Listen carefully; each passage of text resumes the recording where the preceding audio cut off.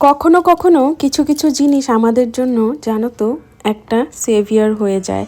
যেমন গত 1 মাস ধরে আমি তোমাদের সঙ্গে যে ব্লগগুলো শেয়ার করছি সেটা হয়তো আমার কাছে একটা সেভিয়ার বলতে পারো।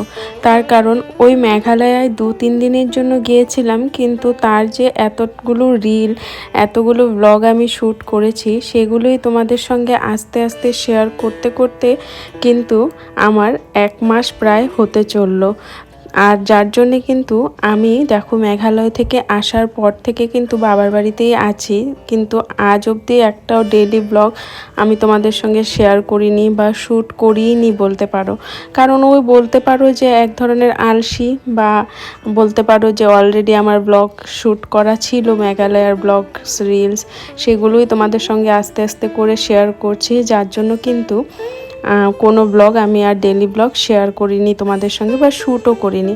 তবে আজকে ফাইনালি একটা ডেলি ব্লগ শেয়ার করতে চলছি তোমাদের জন্য। আজকেও একটা স্পেশাল দিন, যার জন্যই ব্লগটা শ্যুট করলাম। আমার বাবার বাড়িতে আজকে আমদুদের পর্ব জামাইদের জন্য। প্রত্যেক বছরই আমদুদের পর্ব এইভাবেই করা হয় আমার বাবার বাড়িতে। যারা আমার সঙ্গে প্রথম থেকে জড়িত আছো তারা নিশ্চয়ই জানো বা দেখেছো এর আগেও হয়তো। আমার বাবার বাড়িতে জামাই ষষ্ঠীর কোনো নিয়ম নেই, যার জন্যে কিন্তু আমরা ছোট থেকেই দেখে এসেছি যে আমার পিসামশাইদেরও এইভাবেই আমদুদের পর্ব করা হতো, মানে ওই আনারসের দিনে একদিন। আর আমাদের বিয়ের পর থেকে মাকে দেখে আসছি যে এইভাবেই কিন্তু বছরে একদিন সবাইকে নিমন্ত্রণ করে, মানে সব জামাইদের তাদের বা মানে আমাদের ফ্যামিলি, মানে আমাদের শ্বশুরবাড়ির ফ্যামিলির সবাইকে নিমন্ত্রণ করে একদিন খাওয়ানো হয়। তো আজকে সেই পর্ব, যার জন্য দেখতেই পাচ্ছ সবাই একসঙ্গে হয়ে গেছি। আর রান্নাবান্নার তো ওদিক দিয়ে চলছে, তোমাদের সঙ্গে তো শেয়ার করলাম। আর পাশাপাশি সব ভাই বোনেদেরও নিমন্ত্রণ করা হয়েছিল, তাই সবাইও এসছিল, একে একে ভাই বোনেদের খাওয়া হলো। তবে দিয়া এখনও আসেনি, দিয়া কিন্তু সবার লাস্টে আজকে এসছে। তো যাই হোক, এই যে এবার জামাইরা খাওয়া দাওয়া করতে বসে পড়লো। এটার একটা রিল তোমাদের সঙ্গে তো শেয়ার করেছি, তোমরা দেখেছো।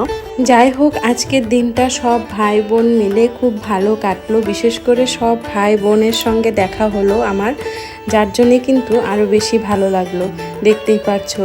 আর এই যে দেখো খাবারের আইটেমগুলো আরেকবার তোমাদের সঙ্গে শেয়ার করছি, যদিও তোমরা রিলে দেখেছো তবুও আরেকবার শেয়ার করছি। আর দিদিভাই বাড়িতে নেই, তাই দাদা এসছে, আর বাবা মা আর আমার পরিবারের মোটামুটি সবাই এসছে, আর বোনের পরিবারেরও সবাই এসছে। আর দেখতেই পাচ্ছো খাওয়া দাওয়ার পর্ব চলছে। আর এবার জামাইদের খাওয়া হওয়ার পর এবার আমরা বোনেরা সবাই মিলে খাওয়া দাওয়া করতে বসে পড়বো। তারপর আমরা বোনেরা খাওয়া দাওয়া করতে বসে পড়লাম। আমাদের সঙ্গে বসেছিল ডোনাও, আর বোনেরও কিন্তু মানে ভাসুর, যা, শ্বশুর, শাশুড়ি মা সবাই এসছে।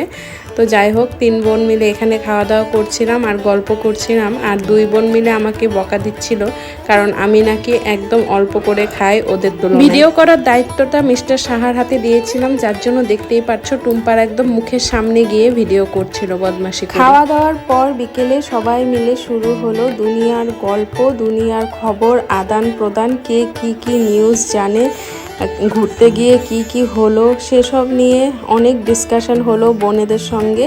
আর অনেক সময় হাসাহাসি হলো। আর এই যে দেখো ছোট্ট ভাগনা আমার কোলে চুপটি করে বসেছিল। আর তারপর এই যে দেখো হ্যাভি খাওয়া দাওয়ার পর এবার কোক খেয়ে সবাই হজম করছিল। আর তারপর আরেকটা পর্ব বাকি ছিল, সেটা কমপ্লিট হলো। সেটা হচ্ছে মা কিন্তু 3 জামাইয়ের জন্যই প্রত্যেকবারই এইভাবে শার্ট কেনে। তো মানে এবারও 3 জামাইকে শার্ট গিফট করলো মা। আর মা আমাদের আগেই বলে দিয়েছে এবার আমাদের তরফ থেকে কোনো শাড়ি নেবে না।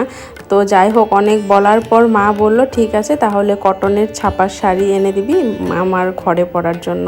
তো মা যেমন করে বলেছে তেমন করেই 3 বোনিয়ে আমরা শাড়ি এনেছি মায়ের জন্য। আর এবার মায়ের শাড়িগুলো দিয়ে দিলাম সবাই, দেখতেই পারছো। আর এই যে এবার সবাই প্রণাম করে নিচ্ছে মাকে। তো এইভাবেই কাটে আমাদের আমদুদের পর্ব বাবার বাড়িতে। তোমাদের সঙ্গে একটু শেয়ার করলাম। আজকের ব্লগটা এখানেই এন্ড করছি, দেখা হবে নেক্সট ব্লগে। তোমরা সবাই খুব ভালো থেকো।